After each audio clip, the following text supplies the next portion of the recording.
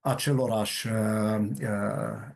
Da. criminali. Domnule Schwarz, ați pomenit despre faptul că mâine e un an de război în Israel, context în care Benjamin Netanyahu și-a pus forțele armate în alertă, asta după ce un oficial militar a declarat că țara se pregătește pentru eventual ripostă la atacul cu rachete al Iranului. Ministerul Sănătății din Gaza declară că atacul fără precedent al Hamas din 7 octombrie asupra Israelului a dus la moartea peste 40.000 de oameni, majoritatea civili și ostatici.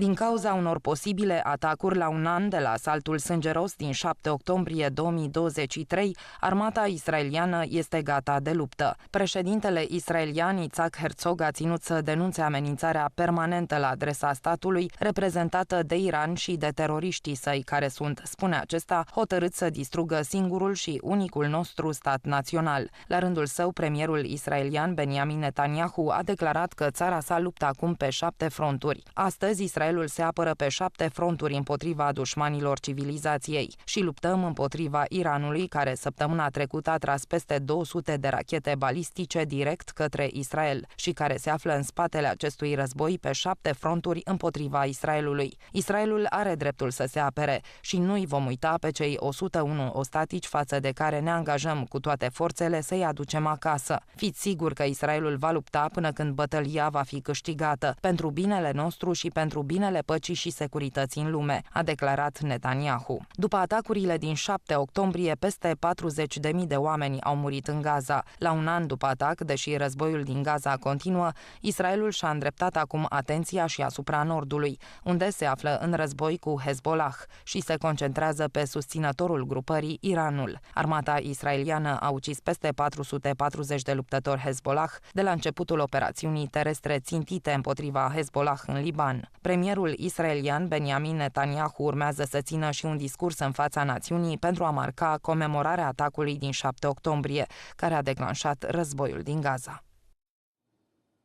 Comentariile dumneavoastră în ultimele minute ale discuției noastre, domnule Schwarz, legate de ziua de mâine, când se împlinește un an de la atacul Hamas din 7 octombrie. Din discuțiile avute cu numeroși israelieni, este pe de o parte un șoc permanent și o retrăire a acelei zile și o retrăire a unei întrebări.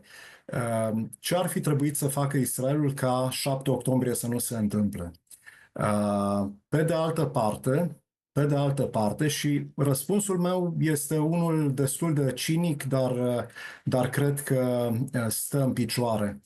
Israelul a crezut, întreaga conducere israeliană, cea politică, cea militară și cea de informații, au crezut că teroriștii Hamas sunt mulțumiți de situația aceea în care ei conduc Gaza și Israelul nu îi lovește. Și au adormit simțurile acestor lideri ai Israelului, dar și ai populației israeliene, care relativ a trăit în liniște o bună perioadă de timp.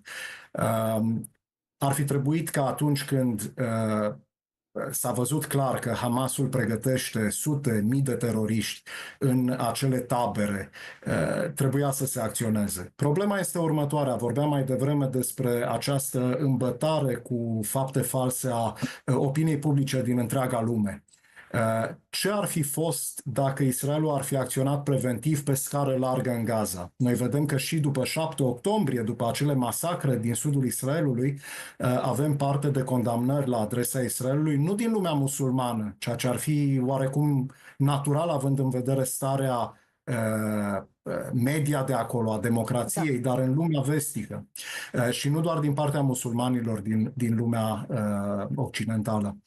Deci, Israelul se confruntă cu această situație. Ar fi trebuit să acționeze înainte. Nici acum nu sprijinim suficient. Președintele Franței, Emmanuel Macron, spre exemplu, s-a pronunțat că ar trebui să existe o stopare a exportului de arme din Franța către Israel.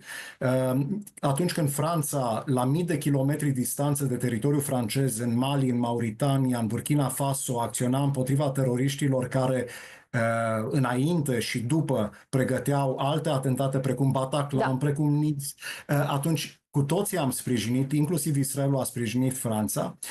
Și mulțumesc.